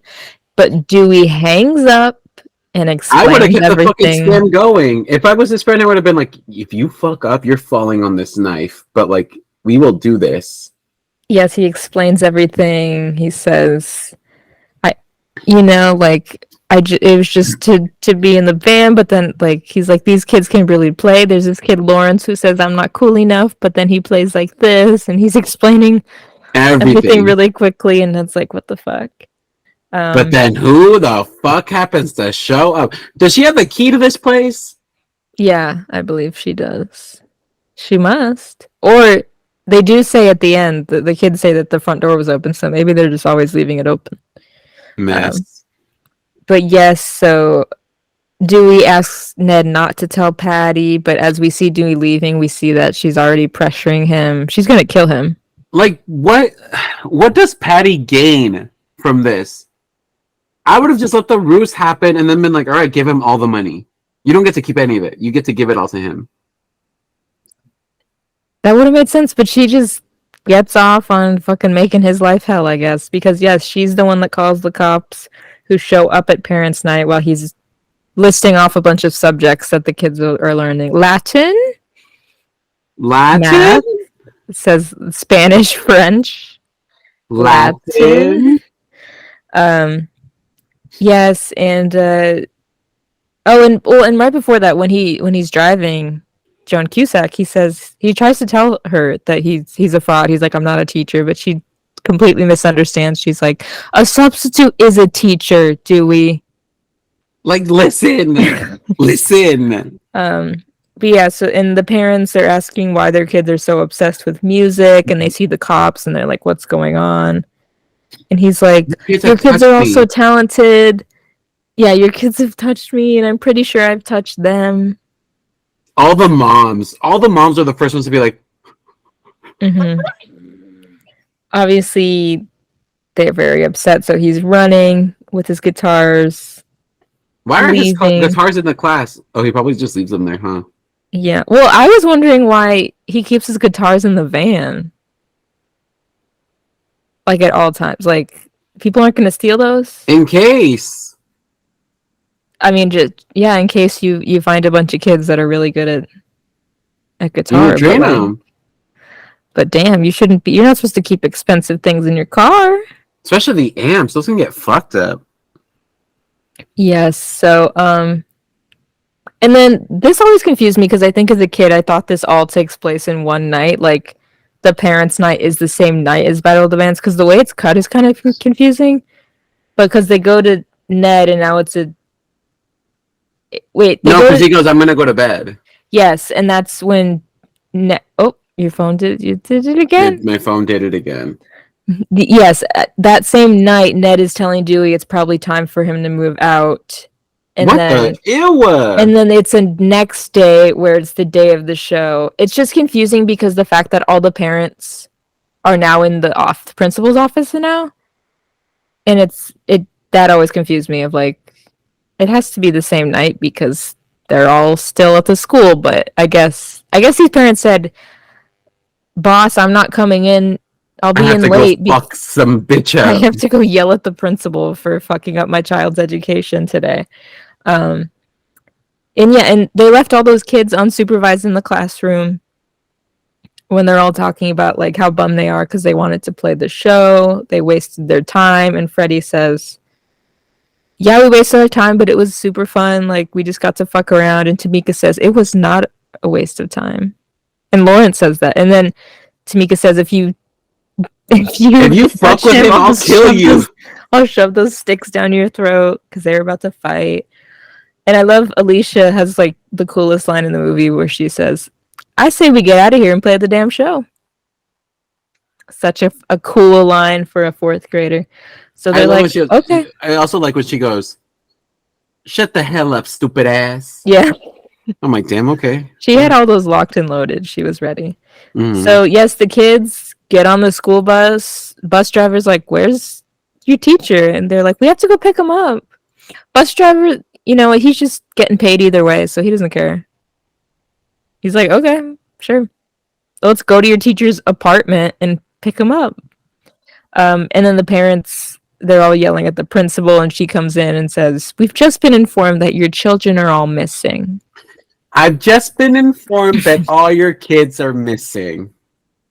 So the kids take the bus to Dewey's house, where Dewey's like, "I'm a loser. You guys shouldn't be talking to me, all this stuff." And Freddie says, "Get the fuck up, bitch. We stole a school bus for you. We're gonna go play this show. Let's That go." is And so he's like, punk "Okay." rock. That is so punk rock. And when he gets on the bus, he's apologizing, and Summer says, "We don't have time for this. We gotta go to the show." Sit the hell down and shut the fuck up. Yes. So they drive to the show. Meanwhile, Ned leaves for the show. He's like, "I'm going to the show, bye." And Patty's like, "What the fuck? When are you gonna stand up for yourself, Ned? When are you gonna let selfish people around?" Just leaves her.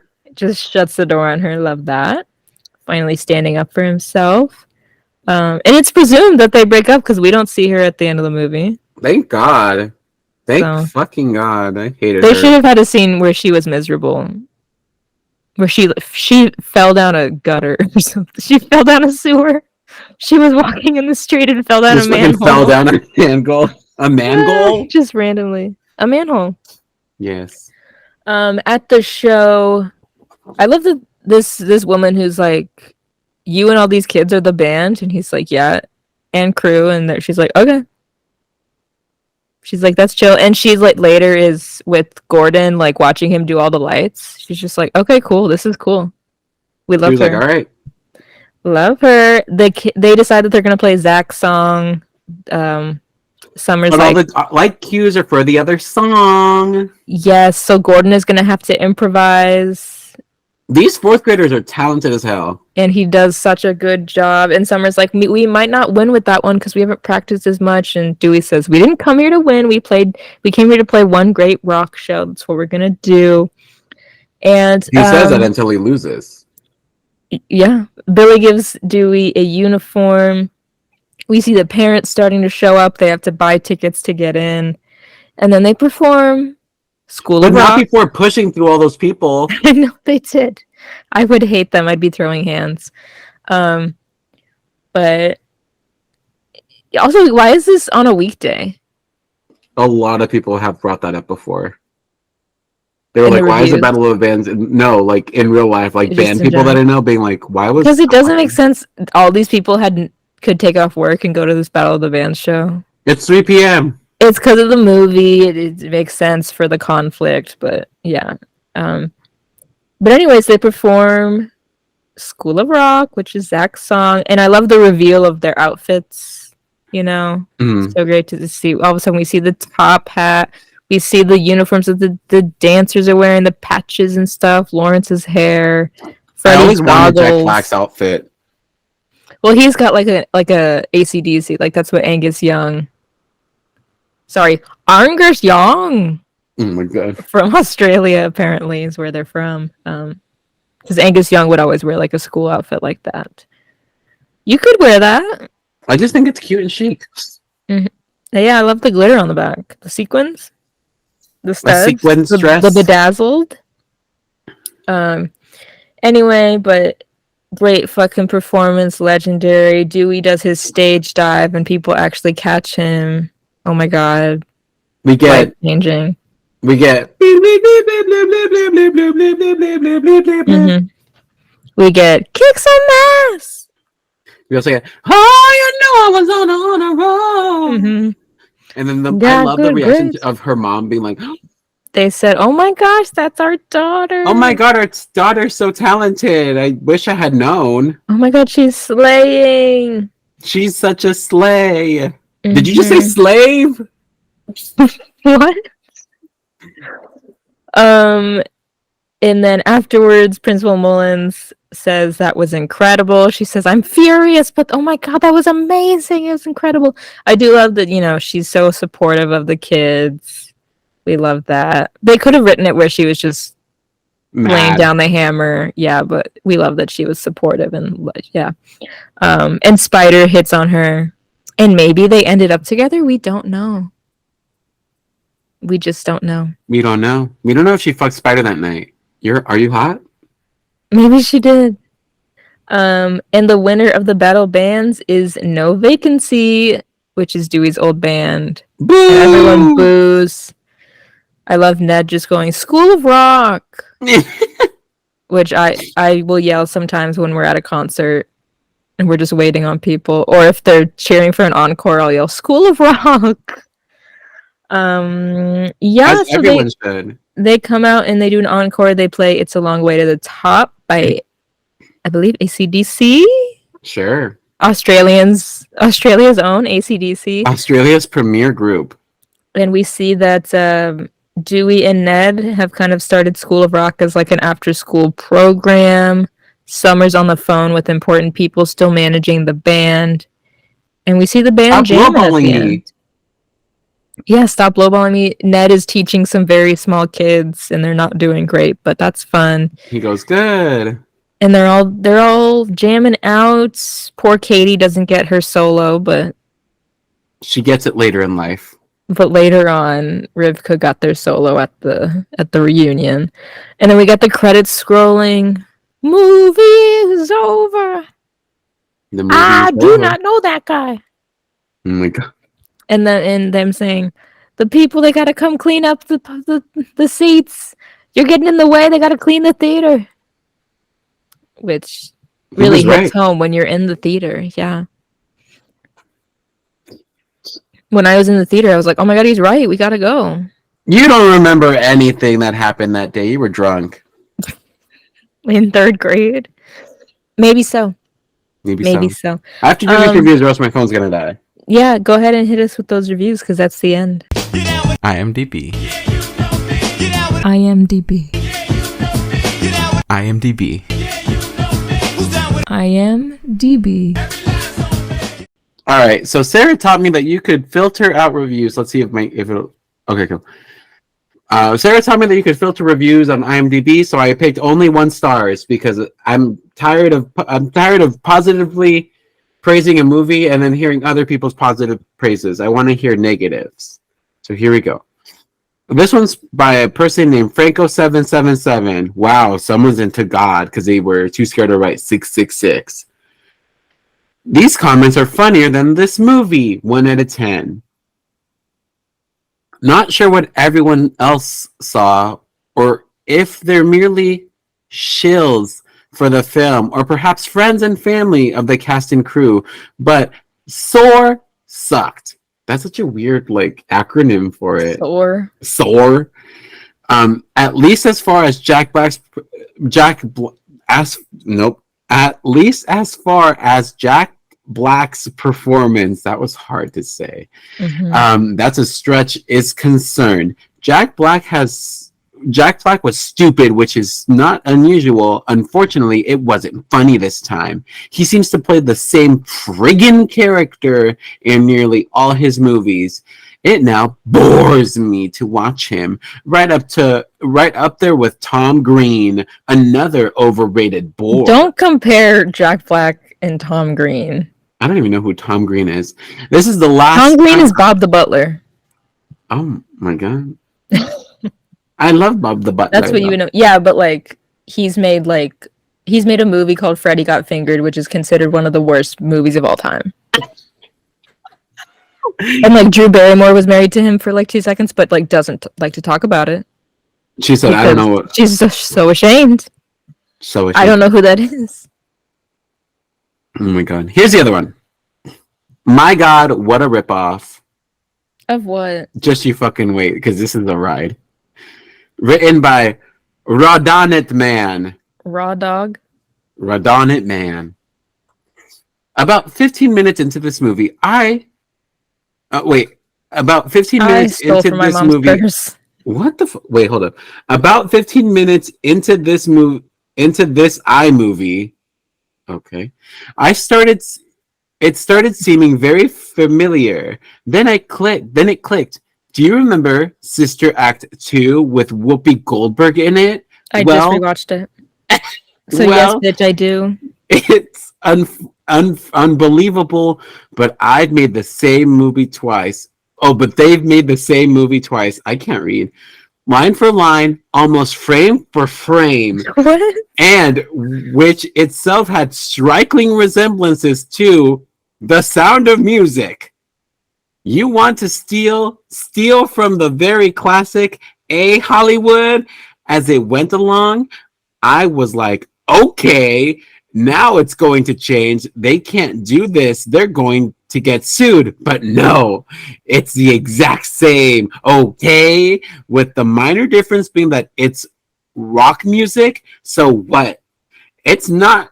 It's even got a token black girl with the incredible voice, a very young Lauryn Hill in the original. Wow, this So, person doesn't support black women. wow. So Hollywood scripters get trained to in the supermarket. They what in the supermarket these days? Do they? There's no nuns in this movie. There's no Nazis. There's no Cheryl Lee Ralph saying singing doesn't pay the bills. There's no Edelweiss, bless my homeland forever. There's Like, no come on. underfunded kid. There's no abusive mom. No, these arc. were rich kids. Who was abusive?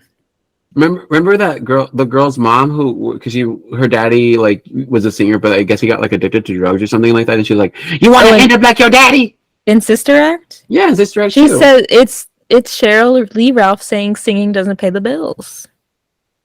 Yeah. That was her whole thing. And then she sees the performance and she says it's great. I was wrong. And then she became a teacher on Abbott Elementary. Word. And we love. Okay, wild that they saw this and said this is the same exact film as those two movies.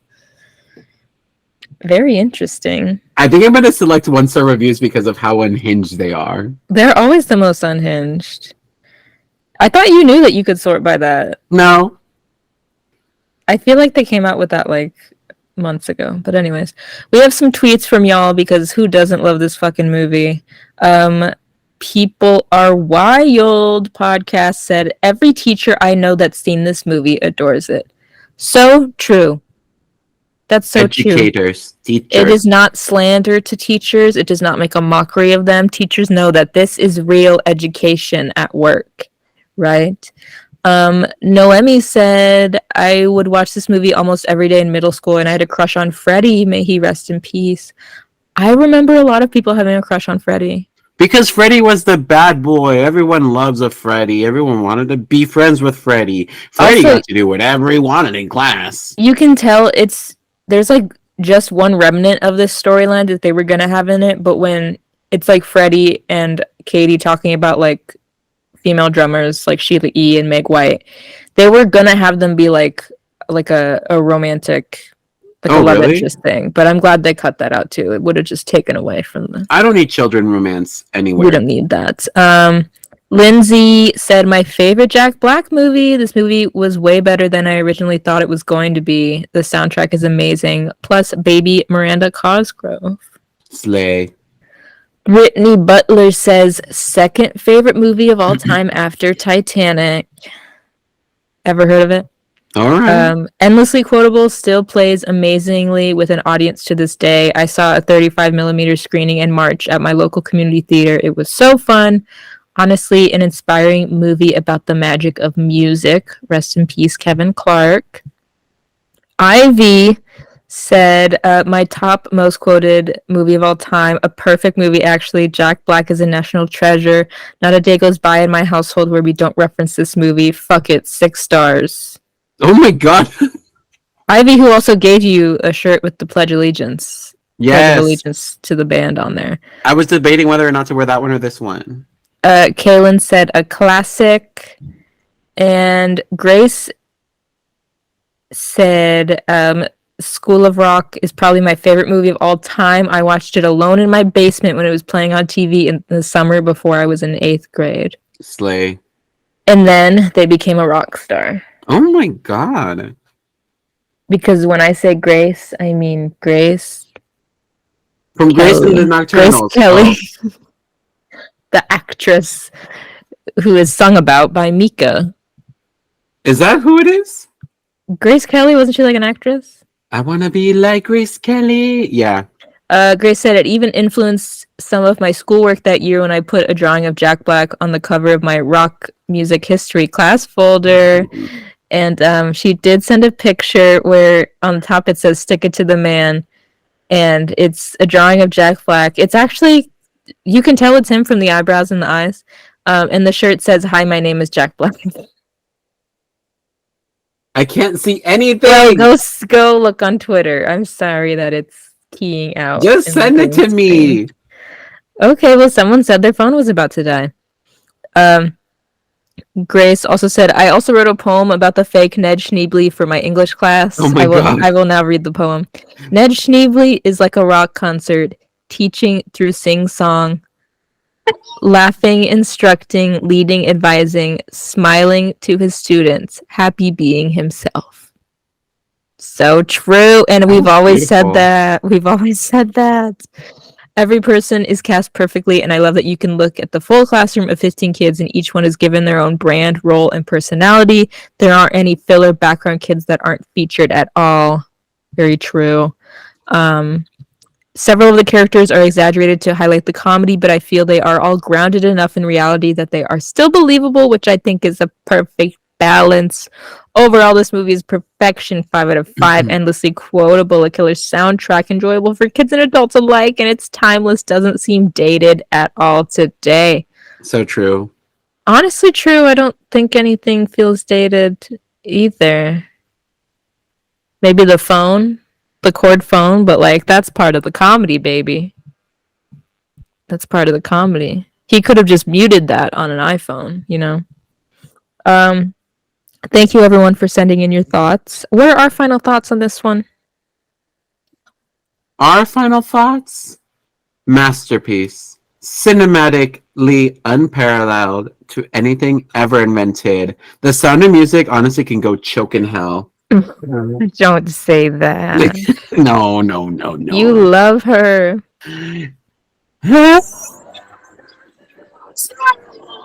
It's getting noise gate. It's too high. It's all I heard was wind.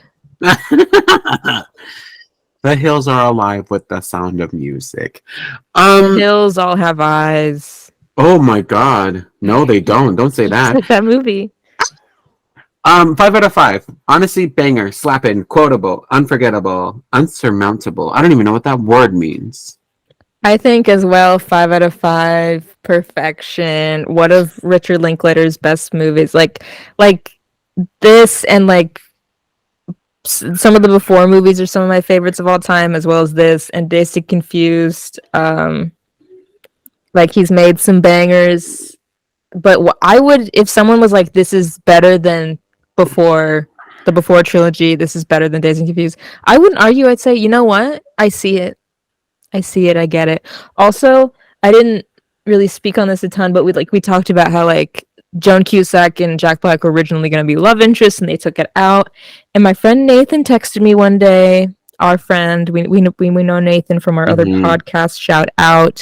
But they texted me and they said that like they had watched it recently, and that like this new viewing, they were like, "Oh, Dewey could totally be like ace coded, like asexual, because like he never talks about women, like he doesn't show interest in them. Because all he cares about is music. All he cares about is music. He wants to fuck music, and I love that. So I have really, we have such little ace representation, and I being ace, I really do see it. You'll just take it wherever you can get it. And I'll take it where I can get it, and I see it as Dewey, like he just wants to fuck his guitar, and that's okay. That's not hurting anyone.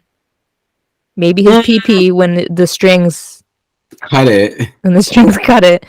But otherwise, I see it. So yeah.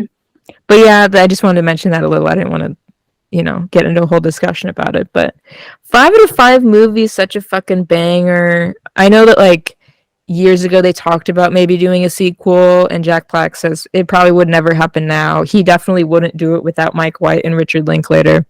And I think good. I don't think we need that. Also, what would when people are like they should make a sequel? I'm like, okay, what's the plot? Like, submit your idea.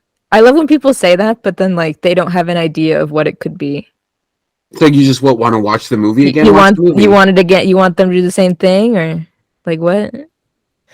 Anyways, Because you know what? It's those same fucking people that are like, they should make a sequel that are like, the sequel sucks. Mm-hmm. It's like, nothing satisfies you. You're just a bitch. Ooh. Okay. And now let's talk about the one, the only.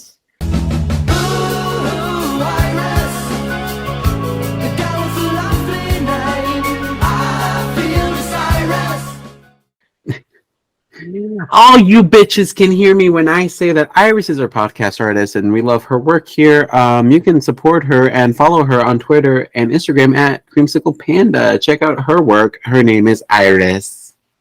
So true, queen. We should be supporting queer people and trans people, not just during Pride Month, but hey, Pride Month's a good time to start, you know? And you know what? By listening to us, you are supporting queer people, so shout out. And if you want to support even further than just listening, you can go follow us on Twitter, Instagram, and Tumblr at Planet Weird Pod. You can leave a review wherever you're listening. You can buy some merch, links in the description. And you can also support us on Patreon. You could get some bonus stuff like video versions of this podcast when we talk about these movies. Or you can get little bonus episodes when we're talking about some Disney Channel shows every month. This month we're talking about Kim Possible. So if you want to hear us talk about 2 Kim Possible episodes, go sign up for the Patreon. Thank you to the people that support us over there. These are our $5 and up patrons who get the shout out. Patrons? The robots, the Decepticons, The the Patrons? Megatrons. Thank you to these people: Grace Worspan, Shelby Deacon, Emily Palmer, Jared Van Leeuwen, Enrique Buenrostro, Jose Contreras Jr., Lindsay Britt, Natalie Hernandez, Aisa Yusuf, Fiona Hart, Kylie, and Ivy. Goblet of Rock. Wow. I thought of one off No, the cuff, raise your off the fly. I goblet was of rock. improvising, Good job. just like Jack Black in a lot of this movie. Jack Black June will return in Guardians of the Galaxy 5. You know how they always do that at the end of the things. I'm Jack tired. Honestly, okay, I'm gonna say this. I think I'm over Marvel movies. I think I'm Ooh. exhausted. I love the way everyone on, at least on Twitter, has been referring to Marvel movies as jury duty for actors now. Yeah. Like, oh no. They got called up for jury duty. You gotta go. And I get it. But Jack Black June will continue. And the next movie we will be talking about on here will be Kung Fu Panda. Another fucking banger. Do you want to go kung fu fighting? Yes, created a iconic trilogy. He did a cover of that song, right? There's a CeeLo Green version on the soundtrack. Oh, yes, it's a CeeLo. Yes, CeeLo. But yeah, so if you want to watch Kung Fu Panda and send us your thoughts, please do. I believe it's on HBO Max, or I'm sorry, Max. Max dropped the HBO, just Max. And yeah, let us know your thoughts. And then, of course, after that, we'll be talking about Goosebumps, the 2015 film. So if you're feeling spooky already, go ahead and watch that and send your thoughts in. Otherwise, we will see you on the Patreon for Kim Possible. Do. Okay, happy Pride Month, everyone. Happy Pride Pick it Month. off right. You know. And this yell at Target. Year, send a strongly worded letter to Target. Honestly, start sending a strongly worded letter to anywhere now and just be like, take it down. We don't need you. Take it down. I'm tired of it. And of course, happy Jack Black June to all. We will see you next time. Bye-bye. Goodbye.